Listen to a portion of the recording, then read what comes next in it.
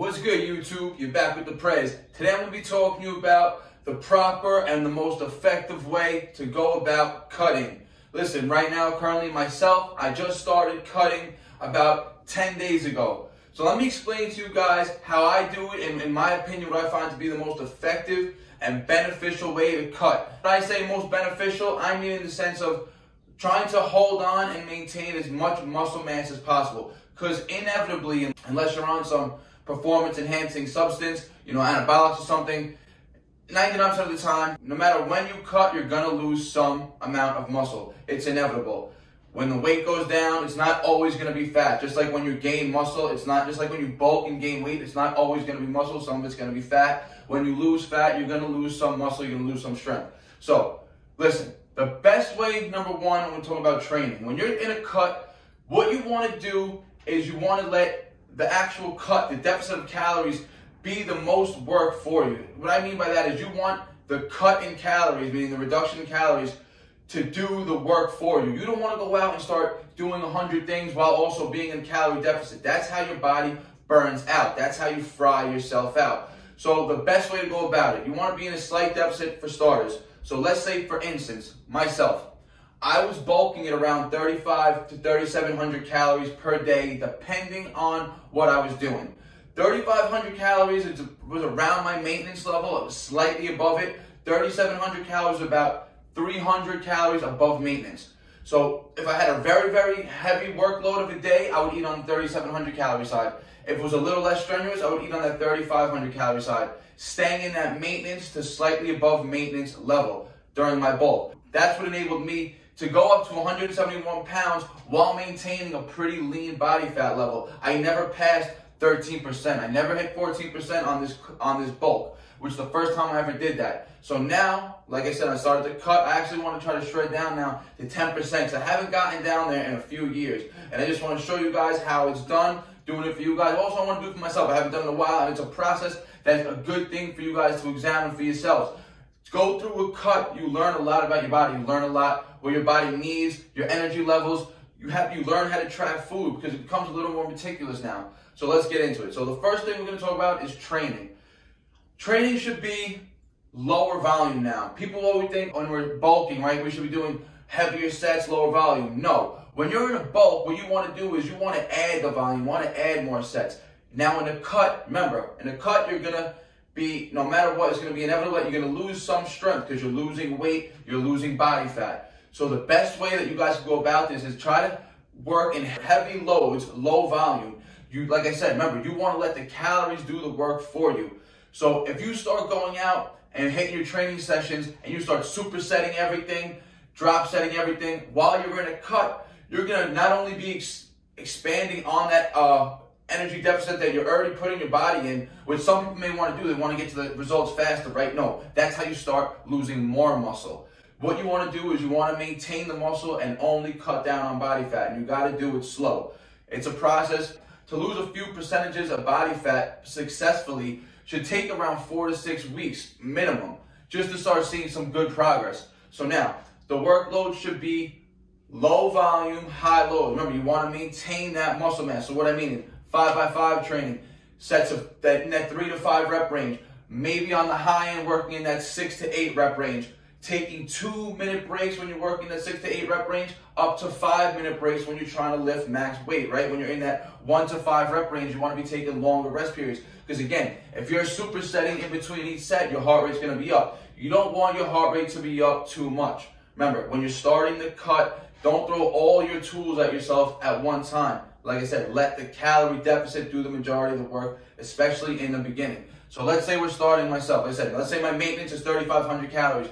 How I started this cut, exactly what I did, I only dropped down to 3,300. I started off for the first 7 days at 3,300 calories. I'm still not even done. I'm going to finish a week this Friday. That's going to be 7 days of 3,300 calories. Because what I did for the first 3 days, I just started eating 3,500 calories around maintenance level from the bulk. I just did 3-4 days of eating around maintenance, and then I started cutting. So I went to a straight 3,300 calorie drop right away. So only 200 calorie deficit was my cut. So I've been eating 3,300 calories a day, and I went from 171 to only about 168 right now. Yes, that's a lot of his water weight too. I dropped a little bit of carb intake. So the goal is I want to get to around 165, around 10%. Hopefully I can get there. Let's see. So remember, training, you want to be, especially at the start of the cut, you want to be working that heavy load, low volume rep range. You don't want to get your heart rate up too much. So lower pace sets. Second thing you want to do, you want to add your cardio down the line. You don't, like I said, you don't want to throw all your tools at yourself at once. So each week to maybe 10 days, slowly drop your calories. Like I said, I dropped 200 calories to start.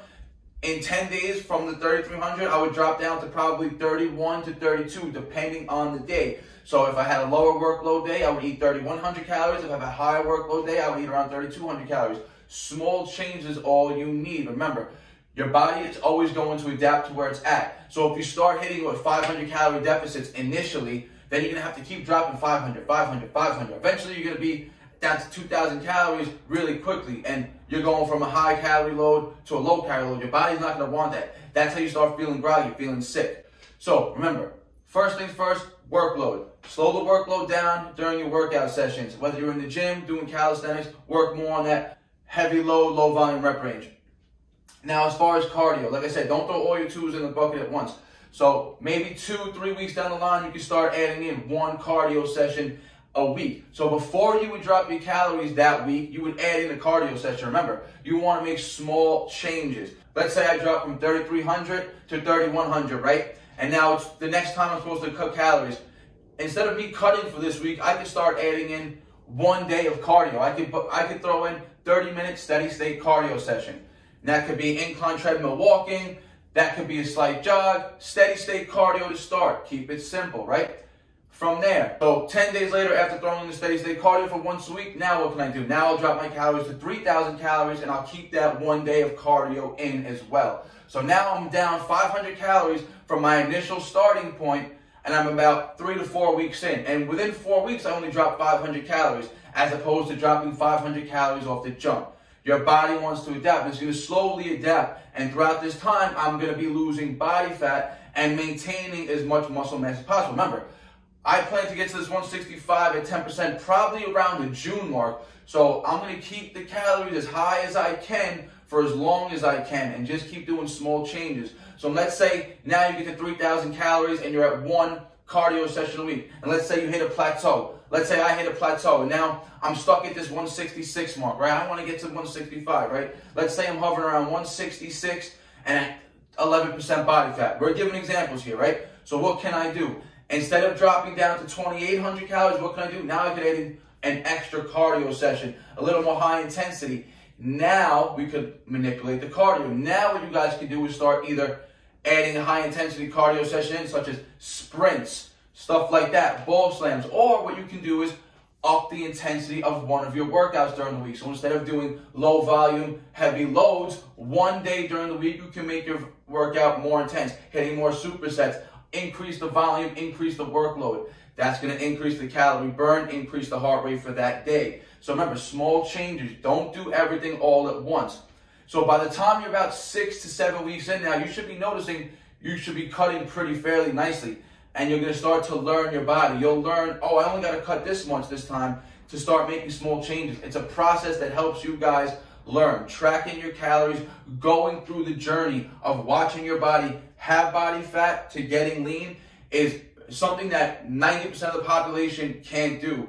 Reason why? Because they don't have the discipline. So it does take discipline. But listen, I definitely encourage everybody, if your goal is to overall, listen, don't get this twisted either. People think they have body fat on them now. They just think, oh, I want to just gain muscle. I want to bulk and get lean. No, you cannot bulk and get lean. It doesn't happen.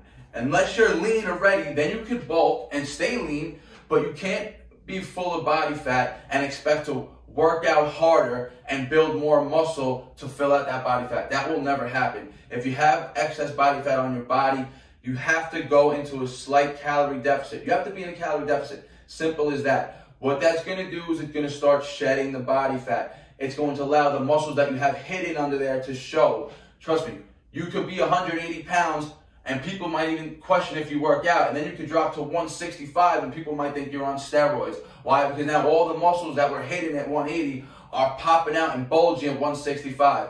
Listen, I hope this helped you guys out. For those of you who are on a cutting journey, if you have any questions, leave them in the comment section. You can always send me an email. You already know that. Don't forget, share the video, like, comment, subscribe, and you already know.